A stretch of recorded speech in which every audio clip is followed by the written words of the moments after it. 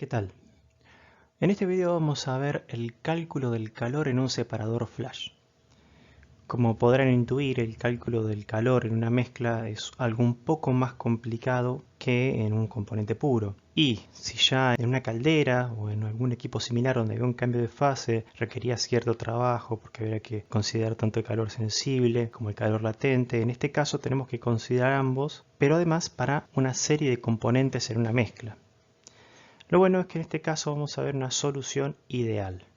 Para hacerlo, lo que vamos a usar es un ejemplo que ya fue dado en la teoría cuando se dio un separador flash. Vamos a recoger ese mismo ejemplo que tiene ya los datos de temperatura, presión y composición y los caudales ya establecidos, ya fueron calculados en ese video. Y a partir de ahí vamos a tratar de calcular el calor que es necesario para lograr esa separación.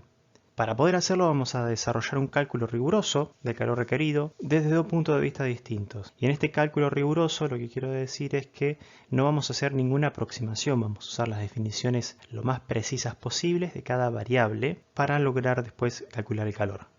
Finalmente lo que vamos a hacer es ver una aproximación, ver de qué manera podemos simplificar un poco el cálculo para que, si bien nos va a dar un resultado tal vez más aproximado, a nosotros nos sirve para saber al menos el orden de magnitud del calor que se va a requerir.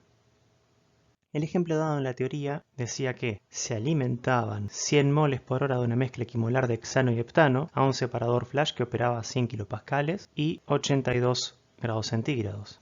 En el ejemplo se muestra cómo llegar a los resultados de composición, tanto del líquido como del vapor, la fracción vaporizada y los caudales de cada corriente, que son necesarios para poder evaluar la cantidad de calor. Naturalmente va a estar íntimamente relacionada la cantidad de calor a los caudales. ¿Por qué? Porque depende de cuánto vapor produzca o cuánto líquido condense. Si la alimentación hubiera sido un vapor, va a depender la cantidad de calor. Vamos a poner estos números en un esquema. Vamos a ver que vamos a tener 100 moles por hora y una composición de hexano del 50% molar. Lo estaríamos alimentando a un separador flash que opera a 82 grados centígrados y 100 kilopascales. De ahí vamos a estar obteniendo 29,3 moles por hora con una composición de 65,6% molar de hexano, el resto heptano.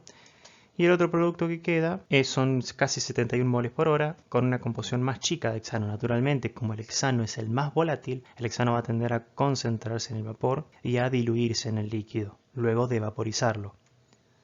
Ahora bien, lo que a nosotros nos interesa es ver una forma de calcular un calor. Supongamos que la mezcla de hexano y heptano viene de un depósito que está a 15 grados centígrados y a 100 kilopascales. Entonces, ¿cuál es el calor que será necesario agregar a esta mezcla para poder producir los 29,3 kilomoles por hora que nos está diciendo? Tenemos todo un líquido, obviamente vamos a requerir cierta cantidad de calor para poder producir ese vapor. Y esa cantidad de calor implica también costos. Por eso es importante conocer con precisión el calor que se necesita para lograr una separación. Dependiendo de la cantidad de calor van a depender la cantidad de servicios calientes o fríos, y esos servicios obviamente van a costar dinero. Naturalmente, para poder calcular el calor vamos a necesitar datos extras, ya con la presión de vapor nos va a alcanzar. Para cada componente lo que hice fue estimar la entalpía de vaporización con la ecuación de Riedel, si bien también podría haber utilizado los valores que podría haber sacado NIST, yo usé directamente los valores de la ecuación de Riedel. Los valores de capacidad calorífica del líquido de cada componente también los saqué de NIST, hice una regresión lineal en un rango acotado de temperatura y obtuve los coeficientes para la ecuación que conocemos. Y para el vapor directamente saqué las constantes de hexano y heptano de la tabla que les damos nosotros, que está sacada del libro Smith y Van Ness de termodinámica, el cual da valores de capacidad calorífica para un gas ideal. Pero como estamos hablando de que es un vapor a un bar es prácticamente un gas ideal. Puedo considerar que estos CP de gas ideal son los CP del vapor. ¿Qué vamos a hacer para nuestro balance de energía? Bueno, sabemos que estamos en estado estacionario y que en el flash no hay ninguna turbina, ningún compresor. De hecho, opera a presión constante. Llega a 100 kilopascales, sale a 100 kilopascales. Por lo tanto, lo que vamos a notar es que, obviamente, si la presión es constante, el calor total es el delta de entalpías. Nada nuevo bajo el sol. La cantidad de calor total va a depender de la variación de entalpía que yo tenga entre las corrientes de entrada y de salida. Ahora, la gran pregunta que surge para este problema es cómo evaluamos cada entalpía. Bien, ya sabemos que esta solución es una solución ideal. De hecho, el problema fue resuelto suponiendo que era una solución ideal, por algo era válida la ley de Raoult. Y para una solución ideal, lo que sabemos es que la entalpía de esa mezcla es un promedio ponderado de las entalpías de los puros multiplicado con la fracción molar. Entonces, ¿cómo calcularía la entalpía de cada corriente? La entalpía de la alimentación será un promedio de la entalpía de cada componente puro evaluado a la temperatura de la alimentación multiplicado por su fracción molar, tanto para el componente 1 como para el componente 2. La entalpía del producto líquido va a ser similar, va a ser la entalpía del componente 1 líquido evaluado ahora a la temperatura de operación de flash, porque el líquido sale a la temperatura que opera el flash, multiplicado por la composición de dicha corriente, para el componente 1 y para el componente 2. Y finalmente la entalpía del vapor que sale por el tope del separador va a ser lo mismo, pero utilizando la composición de este separador, que es una fracción molar que vamos a usar la letra Y. Y además, esta entalpía es la entalpía de un vapor. Es notoriamente distinta a la entalpía de un líquido. Y va a estar evaluada naturalmente a la temperatura de operación de ese flash, porque ese vapor está saliendo del mismo equipo que el líquido y por lo tanto sale a la misma temperatura. Ahora, la gran pregunta es cómo evalúo las entalpías de los puros si no tenemos las tablas de vapor, como en el caso de agua. Estrictamente hablando, podríamos ir a sacar los valores de entalpía de la página de NIST. Se puede hacer, naturalmente. La idea de este ejercicio es que veamos cómo hacerlo sin necesidad de las tablas. Porque si bien los datos de NIST son muy buenos y son siempre muy útiles, a veces es posible encontrarse con componentes que no están en la base de datos de NIST que está disponible al público. O por ahí no tenemos acceso a internet, supónganse. Por eso son necesarias a veces las correlaciones y los cálculos manuales. Para calcular las entalpías de cada corriente, o más bien de cada componente en cada corriente, vamos a remitirnos al tema 3, cuando vimos efectos térmicos. Lo que vimos ahí primero era que un diferencial de entalpía era igual a la capacidad calorífica a presión constante por un diferencial de temperatura. Si integramos cada término entre un valor de referencia y el valor de entalpía que yo quiero, y la integral de la temperatura va a ser entre una temperatura de referencia y la temperatura que yo quiero, voy a obtener luego que la entalpía que yo quiero va a ser la entalpía de un valor de referencia que yo establecí de manera arbitraria por el Cp medio por el delta de temperaturas entre la temperatura que yo quiero y la de referencia. Y acá voy a hacer un pequeño paréntesis para aclarar que en la notación que yo estoy usando en este ejemplo, este Cp entre corchetes angulares es el Cp medio para el cálculo entálpico. Yo uso la notación que está en el libro Smith y Van Ness, que es el libro recomendado en las clases de teoría. Si bien justo la nomenclatura que usan las diapositivas de teoría puede ser un poco distintas, es la notación que está en el mismo libro y uso esa notación. Bien, vamos a aclarar y vamos a hacer una mención luego a los valores de entalpía y temperatura de referencia, los cuales son arbitrarios, pero uno tiene que ser consistente con los valores de entalpía de referencia y temperatura de referencia que usa. Y sobre todo, hay que tener cuidado con el hecho de que hay un cambio de fases. Ya vamos a hablar un poco más en detalle de eso cuando pasamos a la entalpía de cada fase. Muy bien, empecemos ahora con los líquidos, ya que tenemos dos corrientes que son líquidas, la alimentación y el producto de fondo. Para cada componente, con el componente I nos estamos refiriendo al componente 1 o al componente 2, la entalpía de ese componente como líquido va a ser entonces la entalpía que tiene ese componente de referencia más el Cp medio del cálculo entálpico del líquido del componente I por la temperatura menos la temperatura de referencia. Como esto es para cada corriente que vamos a tener. En la alimentación, la entalpía del componente 1 evaluado a la temperatura Tf, yo la voy a resumir llamándola H1F para decir que es la entalpía con la que contribuye el componente 1 en F, va a ser la entalpía de referencia de este componente por su Cp promedio evaluado a la temperatura de la corriente F por su correspondiente delta T, o sea, la temperatura de la corriente F menos la temperatura de referencia. Y lo mismo para el componente 2. Y de manera análoga vamos a tener las entalpías del producto líquido. La entalpía de 1 como en estado líquido evaluada a la temperatura de operación va a ser la temperatura de 1 en la corriente L, que va a ser su entalpía de referencia más su Cp promedio de cálculo entálpico como líquido de la corriente L por la temperatura de operación menos la temperatura de referencia. ¿Por qué? Porque el líquido que abandona el flash está a la temperatura de operación del flash, viene de ahí adentro. Y obviamente va a ser lo mismo para el componente 2, pero con su correspondiente CP y su correspondiente entalpía de referencia. Una cosa que vale la pena resaltar acá es que nótense algo interesante. Estas son entalpías que en principio las estamos evaluando de manera isobárica a 100 kilopascales. Fíjense esto, el componente 1 va a existir en estado líquido hasta su temperatura de saturación, por debajo de la temperatura de operación del flash. Por lo tanto, la entalpía del líquido con la que contribuye componente 1 a la corriente L es una entalpía de un líquido sobrecalentado, porque se estaría encontrando como líquido por encima de su temperatura de ebullición. Esto porque es así, porque en este caso el hexano está en una mezcla, y está en una mezcla con un componente que es más pesado, que le cuesta más servir. Y le cuesta más servir porque las interacciones energéticas de atracción que tienen las moléculas de heptano son mayores a las de hexano.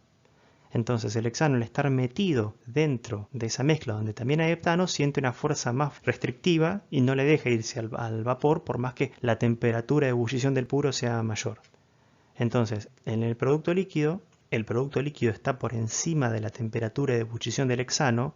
La entalpía con que el hexano contribuye en el líquido que sale del flash es la entalpía de un líquido sobrecalentado a la temperatura del flash. Luego, la entalpía con la que contribuye el heptano no tiene gran ciencia. ¿Por qué? Porque la temperatura de operación del flash es menor que la temperatura de ebullición del heptano. Así que ahí simplemente un líquido levemente subenfriado. Pero en el caso del hexano, estaríamos extrapolando la entalpía del líquido saturado hasta lograr un líquido sobrecalentado. Esto por ahí puede sonar peligroso, pero en este caso no hay tanto problema, porque recordemos que la entalpía de un líquido es una función débil de la presión. Entonces, tener la entalpía de un líquido sobrecalentado, supongamos unos 10-20 grados por encima de su temperatura de ebullición, es lo mismo que tener un líquido saturado a una presión un poco más alta, porque la entalpía no va a cambiar mucho con la presión. Por eso no hay problema acá con una extrapolación de ese sentido. Bien, para el vapor vamos a hacer el mismo procedimiento. Pero ¿qué pasa? Que tenemos que tener en cuenta que pusimos nuestro estado de referencia en un líquido. Para cada componente dijimos que el estado de referencia era un líquido enfriado y ese estado de referencia lo tenemos que respetar. El estado de referencia es como el lugar donde yo pongo las coordenadas. Si yo, por ejemplo, pongo un set de coordenadas en Plaza Rivadavia y que después quiero decir la ubicación a otra persona y esa persona usa como 0 de sus coordenadas, la terminal ahí cerca de Villa Mitre, no nos vamos a entender y estamos hablando de la misma ciudad. Acá estamos hablando de un mismo componente, nada más que en estado de fases distintos. Por lo tanto, el estado de referencia es uno solo, por más que después este componente cambie de estado. Entonces, ¿qué vamos a hacer? Vamos a tener que seguir el mismo camino, pasando desde la temperatura de referencia, estando como líquido, hasta llegar a la temperatura T, en donde está como vapor. ¿Cómo hacemos eso? Y va a ser un camino un poco más largo que nos va a requerir partir de la entalpía de referencia, luego agregarle el calor sensible necesario para calentarlo hasta su temperatura de saturación a la presión que yo quiero evaluar, que en este caso es la presión de operación, que ya dijimos que no influye mucho porque estamos a presiones bajas, pero estrictamente es así. Luego le vamos a agregar su entalpía de vaporización, la cual sí cambia con la presión de saturación del puro, porque la entalpía de vaporización va disminuyendo a medida que yo me voy acercando al punto crítico, como vimos en el trabajo práctico. Y finalmente, una vez que yo tengo un vapor saturado, le voy a agregar una cantidad de calor sensible para acondicionar su temperatura al valor que yo necesito. Todo este camino es el que vamos a seguir para lograr evaluar la entalpía de cada componente como un vapor. Para esquematizar un poco más esto que yo le estoy comentando, fui a la página de NIST y me hice un gráfico de temperatura-entalpía para el hexano. Fíjense que tiene esta forma escalonada, porque NIST también usa como referencia un líquido, de hecho usa como referencia un líquido con la temperatura de ebullición, pero supongamos que mi estado de referencia es este de acá. Entonces, ¿qué sucede? Para llegar al vapor, que está acá, en el otro extremo, ¿qué voy a tener que hacer?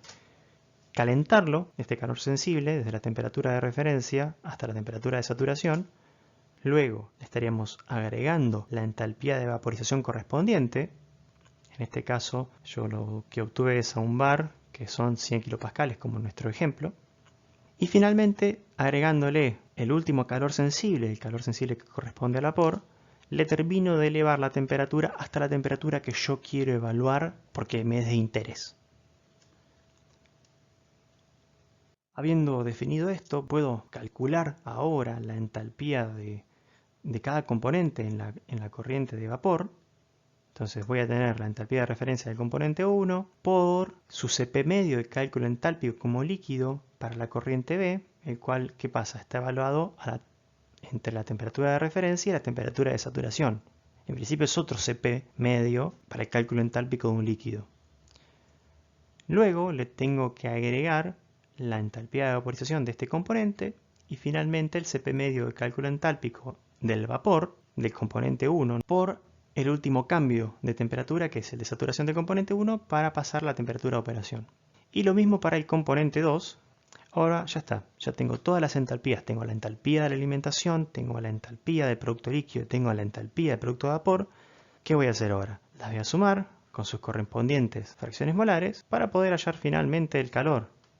Sí, ¿no? Pero hay algo que me falta acá, y es, ¿qué hago con las temperaturas y entalpías de referencia, con estas cosas que tengo acá dando vueltas y que no sé cuánto valen?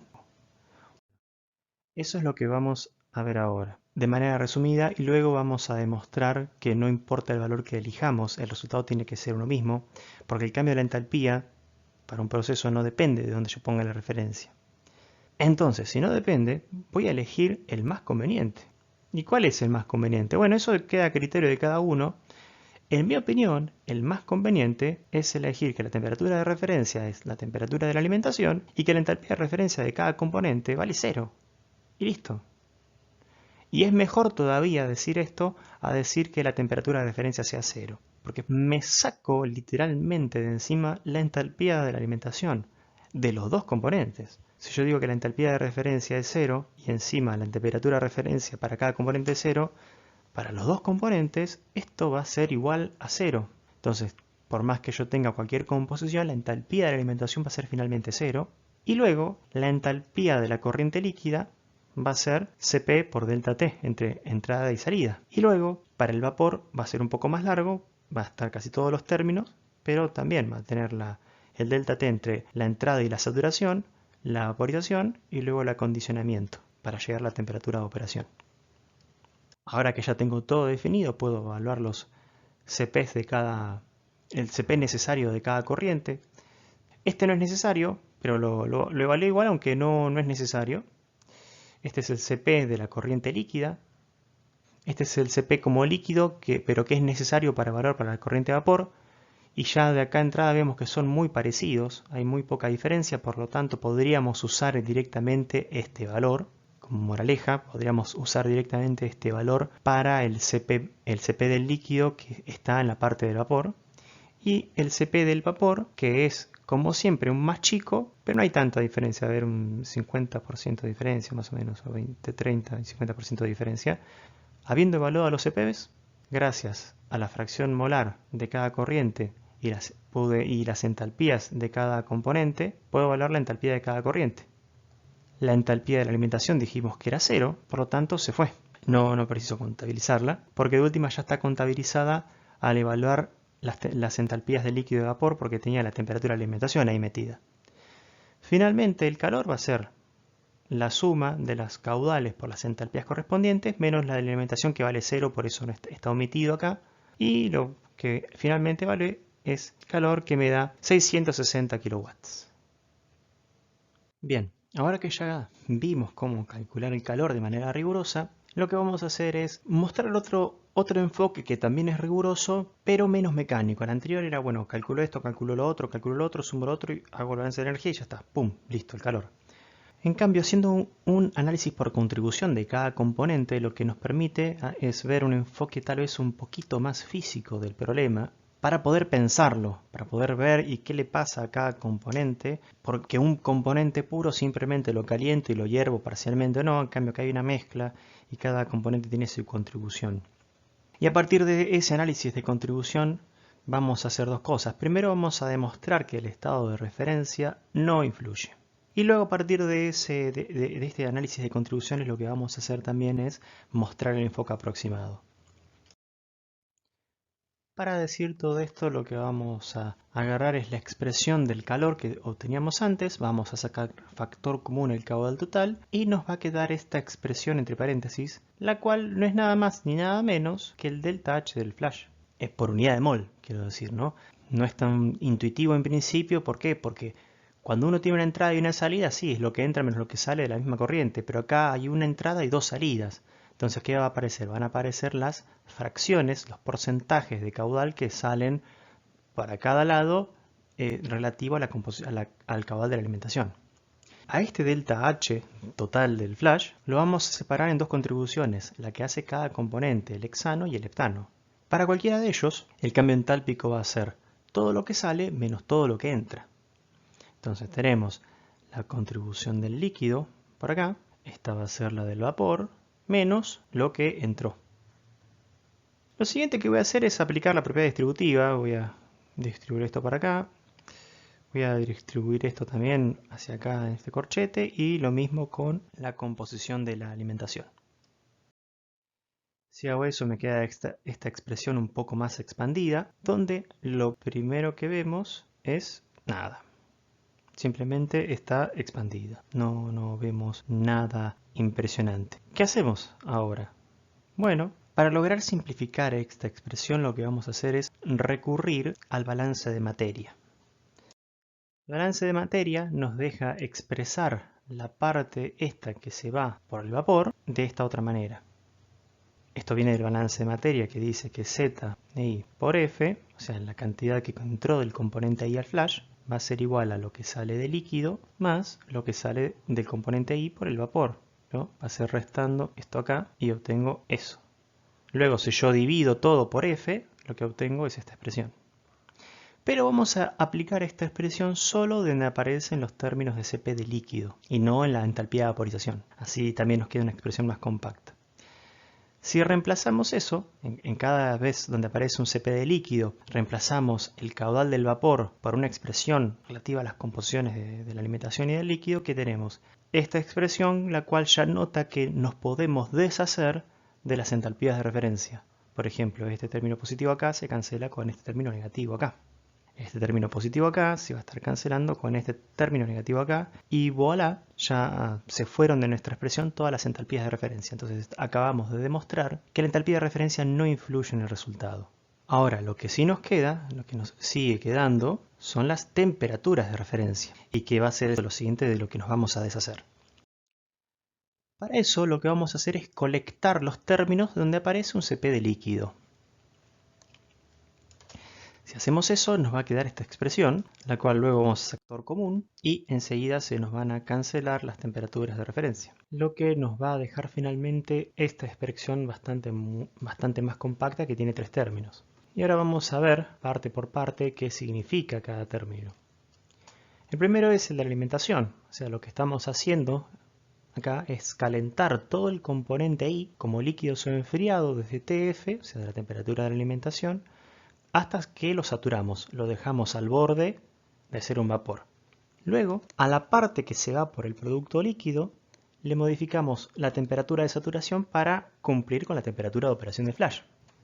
Y finalmente, a la otra parte, la que no se fue por el producto líquido, la vaporizamos completamente gracias al delta H de vaporización y le acondicionamos la temperatura hasta llegar a la temperatura de operación.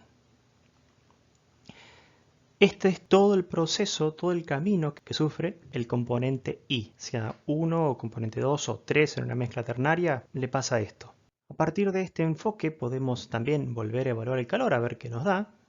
Yo lo que voy a hacer es que voy a decir que el Cp medio de la corriente de la alimentación va a ser, voy a usar el mismo para la corriente de líquido que para la alimentación. Voy a usar uno de 200 Joule por mol Kelvin para el componente 1 y 230 Joule por mol Kelvin, va a estar aproximado para cada componente. Si hallamos la entalpía del componente 1, la primera contribución nos da 5330 Joule por mol, la segunda unos 800 y pico y la tercera 6117.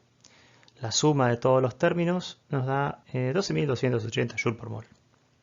Tenemos ese valor, repetimos el procedimiento para el componente 2 y finalmente obtenemos un valor bastante parecido, el cual es distinto solamente porque redondeé los Cp's. Si yo no hubiera redondeado los CP, si hubiera usado el CP medio calculado con su correspondiente intervalo de temperaturas, hubiera obtenido el mismo valor. De 6,58 este nos está dando 6,52 kilowatts. Hay un 1% de diferencia por ese redondeo que efectué. A partir del análisis de contribuciones que acabamos de hacer recién ahí y que sabemos que nos da el mismo resultado, lo que vamos a hacer ahora es mostrar algunas aproximaciones que podemos hacer para simplificar un poco el cálculo y el análisis también. Naturalmente estas simplificaciones nos van a dar un resultado más rápido pero aproximado, menos preciso, en otras palabras. Con lo cual vamos a partir de la misma expresión que teníamos recién, pero le vamos a agregar el balance de materia, ahora sí, aplicado sobre todo a la parte del CP del vapor. Del CP del vapor.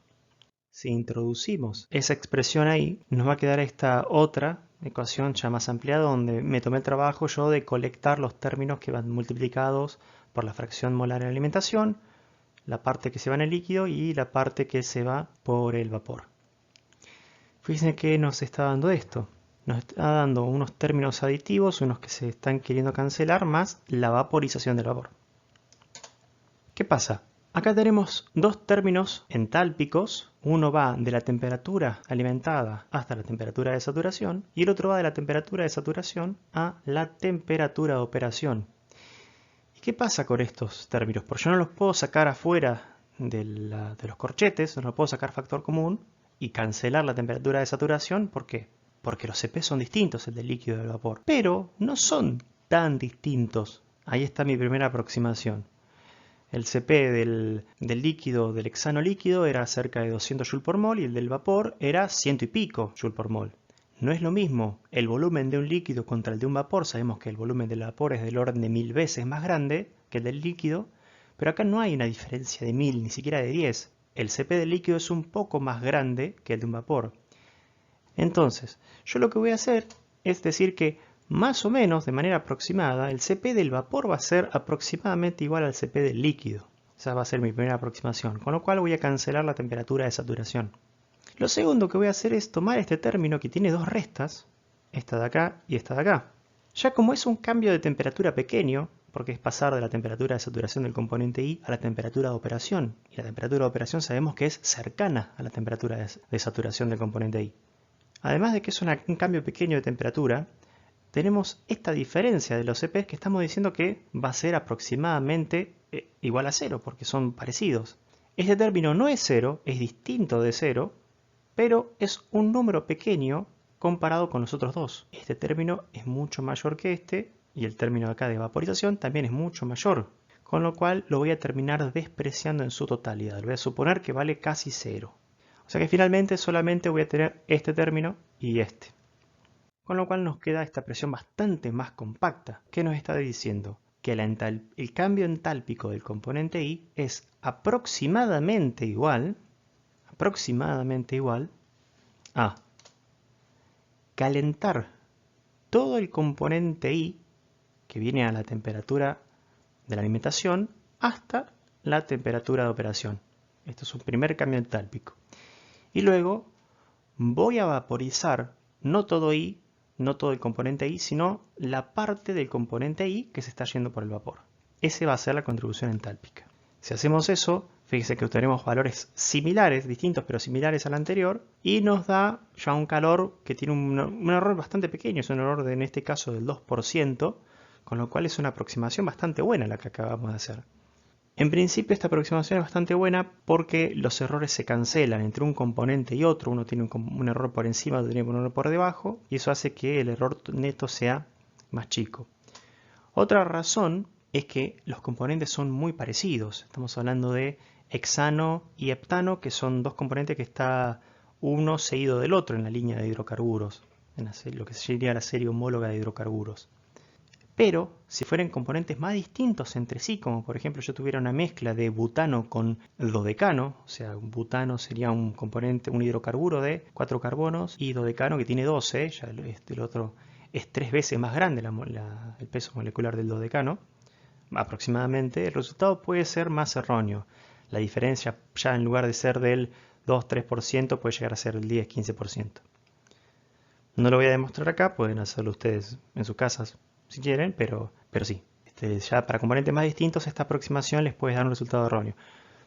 Ahora, por más que tenga cierto porcentaje de error, esta forma aproximada nos va a dar el orden de magnitud del calor finalmente que tenemos que hallar. Y para terminar este video, dejamos un resumen de lo que se vio. Primero vimos un método riguroso, o sea, sin despreciar nada. Solamente se asumió que se tenía una solución ideal y se usó una correlación empírica para obtener el delta H de vaporización, pero lo mismo yo podría haber obtenido el delta H de vaporización experimental por otro, de NIST. Y de estos dos enfoques rigurosos, primero soy un enfoque mecánico, simplemente calculo cada entalpía y hago la resta por su cuenta y veo que me da el calor. Y luego vimos una contribución por componente donde analizamos qué le ocurre a cada componente desde que entra hasta que sale del flash. A partir de este enfoque de contribución por componente, vimos un enfoque aproximado, el cual simplificando los términos permite un resultado más rápido, aunque en principio es menos preciso. En este ejemplo particular dio bastante bien. ¿Por qué? Porque eran componentes parecidos, pero si fueran componentes más disímiles entre sí en nuestra mezcla, si tuviéramos una mezcla, por ejemplo, de butano dodecano, dijimos recién, o de propano decano, en cualquiera de estos casos, el resultado ya puede llegar a tener un error. Eso es todo, muchas gracias por su atención y nos vemos en el siguiente video.